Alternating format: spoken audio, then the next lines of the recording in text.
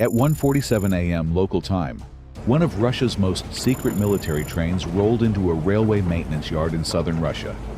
Behind the locomotive, more than 30 rail cars carried tanks, long-range missiles, engineering vehicles, fuel, and thousands of artillery shells destined for Crimea. The convoy was scheduled to remain in the yard for 15 minutes before continuing toward the Kerch Bridge, giving railway crews just enough time to complete a routine inspection and clear it for departure. Everything followed the usual procedure. The locomotive crew climbed down. Mechanics headed toward the engine. Station staff prepared the departure paperwork, while armed guards spread out along the length of the train. No alarms were raised. No additional security checks were ordered. To everyone in the yard, it was another routine military shipment. Less than 100 meters away, 4 men wearing Russian railway uniforms waited inside a maintenance truck.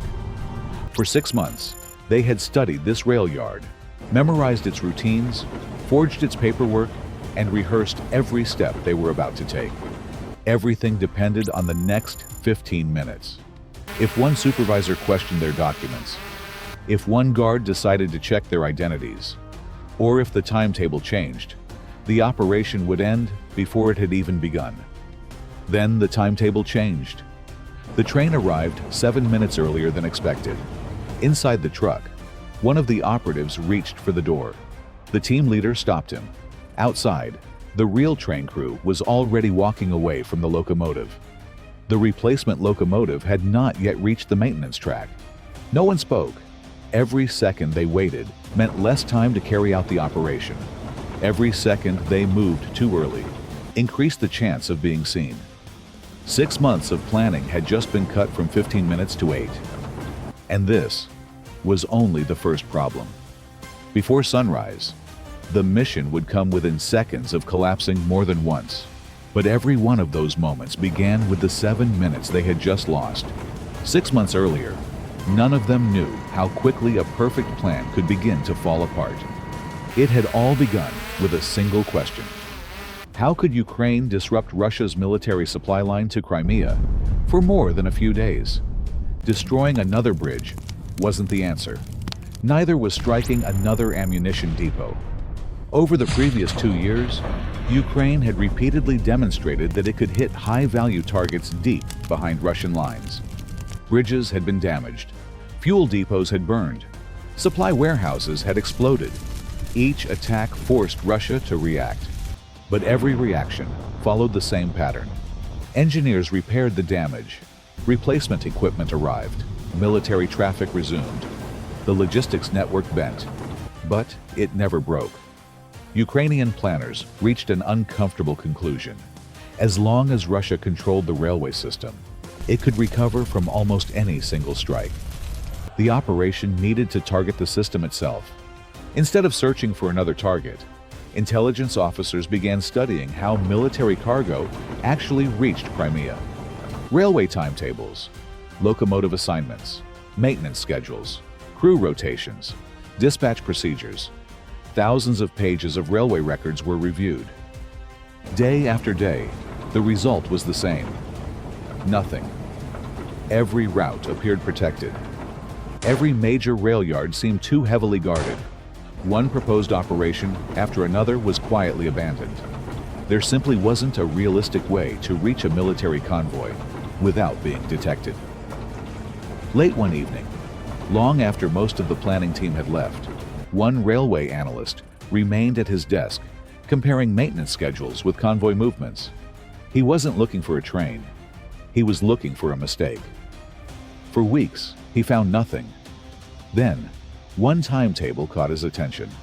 A military convoy entered a maintenance yard. 15 minutes later, it left with a different locomotive and a different crew. The cargo never changed. The soldiers never changed. But for a few brief minutes, responsibility shifted from the military to the civilian railway system. The analyst pulled more records. Another convoy. The same pattern. Another maintenance yard. The same handover. Again and again. The weakness wasn't hidden inside the railway network. It was built into the way the network operated. For the first time, The planners stopped talking about bridges, missiles, and explosives. They started talking about paperwork, schedules, routine, and human habit. Russian security had spent years preparing for sabotage. Almost nobody had considered that its ordinary railway procedures could become the battlefield. From that moment on, the operation stopped looking like a sabotage mission. It became something far more ambitious. By the end of the 6th month, Ukrainian planners finally understood what the operation required. The objective was no longer to destroy the convoy. It was to quietly take control of it without anyone realizing it had changed hands. If the plan worked, Russia would unknowingly deliver one of its own military trains exactly where Ukraine wanted it. Not a single rail car, not only the locomotive, the entire convoy. It was the boldest plan anyone in the room had proposed. To make it work, the team needed far more than forged documents. They needed Russian railway uniforms, authentic work orders, forged identification cards, a replacement locomotive, a crew capable of following Russian railway procedures, correct radio calls, perfect timing, and enough confidence to survive every inspection without raising suspicion. If even one station supervisor questioned a document, if one dispatcher noticed the wrong locomotive number, or if one railway worker recognized a face that didn't belong, the mission would end before the train ever left the yard. Weeks of preparation followed. Every movement was rehearsed. Every document was checked again and again. Every member of the team memorized exactly what they would say if challenged. Then the waiting ended. At 1:47 a.m., the military train rolled into the maintenance yard exactly as Ukrainian intelligence had predicted. For a few seconds, everything matched the rehearsals. The crew climbed down. Mechanics moved toward the locomotive. The guards spread out across the yard. From inside the replacement locomotive, the Ukrainian driver watched every movement through the windshield. The Ukrainian team began moving into position. Then the first problem appeared. One of the Russian engineers turned back toward the locomotive. He had forgotten a canvas equipment bag inside the cab. The replacement locomotive had already started moving toward the maintenance track. If the engineer reached the cab first, the entire operation would be over. The Ukrainian driver immediately stopped the locomotive behind a line of maintenance vehicles. Nobody moved. Nobody spoke. The driver kept his hands on the controls, watching the engineer disappear into the cab. The engineer climbed into the cab, picked up the bag, and walked away without looking back. The operation was still alive, but the delay had already cost them precious time. Minutes later, a second problem followed. From the cab, the driver watched as the mechanic crawled beneath the locomotive. Every passing second increased the risk that someone in the yard would notice something wasn't right. The mechanic had two choices: keep trying and lose more time, or call for assistance and risk exposing the mission. He chose neither. Working in silence beneath the engine, he bypassed the faulty starter and brought the locomotive back to life, just as a station supervisor approached with the departure paperwork. One signature was still missing. The supervisor frowned and asked for confirmation. The driver kept his eyes forward. For several long seconds, nobody spoke. Then a radio call reported a mechanical problem on another track. The supervisor turned away, signed the document without another question, and hurried toward the new incident. The signal changed. The driver eased the locomotive onto the main line without looking back. The convoy rolled out of the maintenance yard. Ukraine had done the impossible. But by the time the train cleared the station, it was already running 8 minutes behind schedule. The convoy left the maintenance yard 8 minutes behind schedule. For the Ukrainian team, that delay no longer mattered. What mattered now was staying invisible. As long as every railway worker believed they were looking at an ordinary military convoy, the operation could continue. The first test came at the next control point. A station supervisor stopped the train for a routine document inspection. He compared the work orders with the departure records before looking up at the unfamiliar faces inside the locomotive. The driver kept his expression unchanged. Nothing in the paperwork appeared wrong. Nothing in the timetable raised concern. Even so, something about the crew didn't feel familiar. After another long look, the supervisor cleared the train to continue. Only after the convoy disappeared down the line did he make a photocopy of the work orders and attach them to the station's routine inspection records. It was a habit developed over years of railway service. Neither he nor anyone else considered it important. Not yet. Nearly an hour later, the convoy slowed again as it entered another controlled section of railway. A heavy impact echoed from inside one of the sealed freight cars. The sound immediately drew the attention of a railway security patrol. The guards approached the wagon and prepared to inspect it. Inside the locomotive, nobody moved. Before they could touch the security seal, the Ukrainian conductor calmly pointed to the military transport regulations governing classified cargo. Breaking the seal without written authorization from the assigned military escort would place full responsibility on whoever ordered the inspection. The guards knew the procedure. Opening the wagon without proper authority could end their careers. After a brief discussion, they chose not to take the risk. Instead, they filed a routine report describing the unusual noise and allowed the convoy to continue. Only after the patrol walked away did the driver ease the convoy back up to speed. Ukraine had passed another inspection. Without realizing it, the guards had also created the second piece of evidence. Hours later, two separate reports arrived at the Regional Railway Dispatch Center. One contained the photocopied work orders from the first station. The other described an unusual inspection involving the same military convoy. Neither report suggested sabotage. Together, they justified a routine verification. A dispatcher entered the locomotive number into the railway database. The system returned a different engine. He checked the maintenance transfer records. The numbers still didn't match. He opened the departure log from the maintenance yard. Again, the records pointed to another locomotive. For several long seconds, the dispatcher simply stared at the screen. Routine paperwork had become an unanswered question. Instead of closing the file, he forwarded it to the regional railway supervisor and requested immediate verification with the maintenance yard. For the first time that night, the operation was no longer protected by routine. Russia still believed the military convoy was following its assigned mission. But somewhere inside its own railway network, the search for that train had already begun. The copied paperwork, the inspection report, the incorrect locomotive number. Individually, none of them proved the convoy had been compromised. Together, they pointed to a problem that could no longer be ignored. The dispatcher called the maintenance yard one final time. Station personnel checked the departure log, then the maintenance records, then the locomotive assignment. Every document reached the same conclusion. The original locomotive had never been replaced.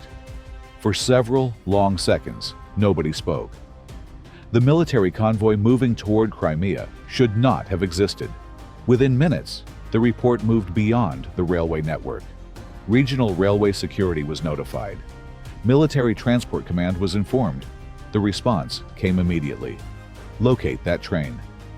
The order changed everything. Railway Dispatch immediately began reviewing every train scheduled to cross the convoy's projected route. The fastest way to verify the suspicious convoy wasn't another checkpoint.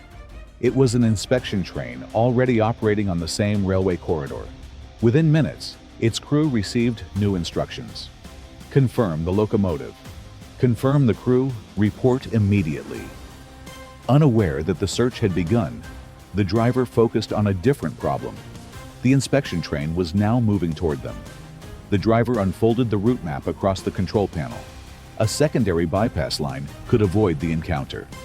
But the bypass carried a severe restriction. Heavy military convoys were required to reduce speed through the entire section. The commander studied the timetable. The driver looked at the remaining distance to the Kerch Bridge. No calculation produced a good answer. If they obeyed the speed limit, Russian forces would almost certainly reach the bridge before they did. If they exceeded it, the railway control system would record the violation automatically. Silence filled the cab. Neither man suggested another option. The driver slowly pushed the throttle forward. The locomotive accelerated beyond its authorized speed. For several minutes, the gamble appeared to work. The inspection train continued along the main line. The stolen convoy disappeared onto the bypass. Then another warning appeared inside the regional dispatch center. Military convoy. Speed restriction. Exceeded. The dispatcher looked at the screen only once.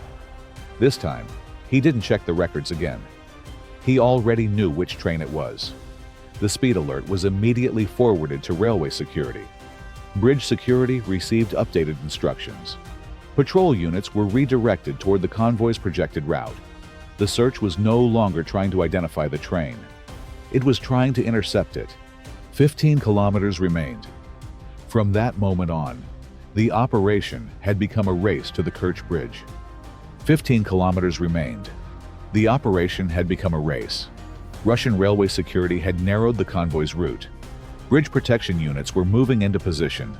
Patrol vehicles accelerated along the service roads beside the tracks. Inside the locomotive, nobody spoke. The plan that had taken 6 months to prepare was now being measured in kilometers. 12 kilometers. A signal ahead switched from green to red.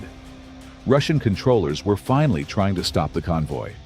The Ukrainian driver didn't hesitate. The locomotive surged forward, crossing the signal only seconds before the line could be locked down behind them. The bridge was still within reach. 9 kilometers.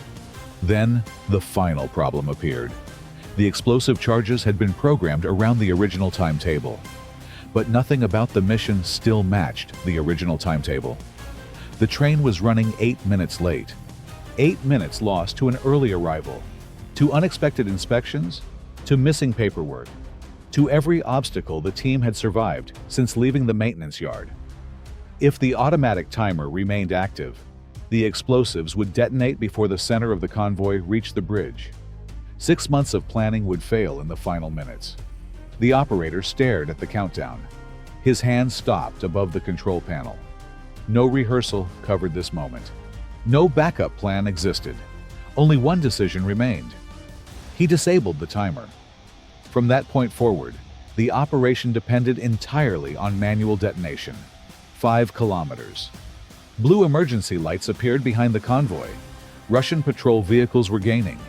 The driver never took his eyes off the track ahead. 3 kilometers. The bridge filled the front windshield. 1 kilometer. The first rail cars rolled onto the bridge.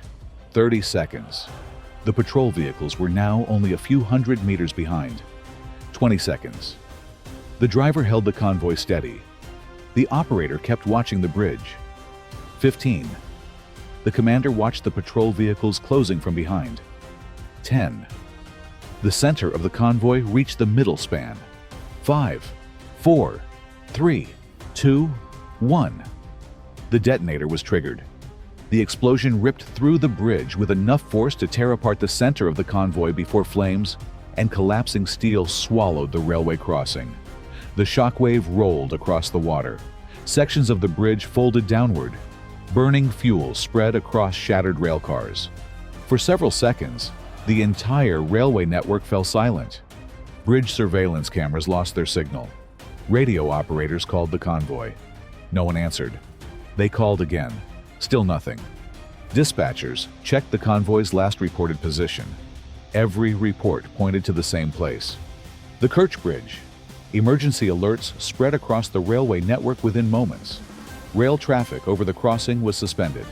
Military headquarters suddenly lost contact with one of its most heavily protected supply convoys. Only then did the first Russian patrol vehicles reach the bridge. They stopped in front of smoke, fire, and twisted steel. The train they had spent hours chasing no longer existed. Emergency crews rushed toward the scene while commanders struggled to understand what had happened. But the greatest damage wasn't limited to the bridge. In the weeks that followed, Russia no longer trusted the railway procedures that had supported its military logistics for years. Train crews were verified repeatedly before departure. Every locomotive change required multiple layers of approval. Routine inspections at transfer yards became longer and more restrictive. Military convoys spent more time waiting for clearance before they could move. Some supply trains were rerouted. Others departed under entirely new schedules. The railway network continued operating. It simply could no longer move with the same speed or confidence. Ukraine hadn't just destroyed part of the Kerch Bridge.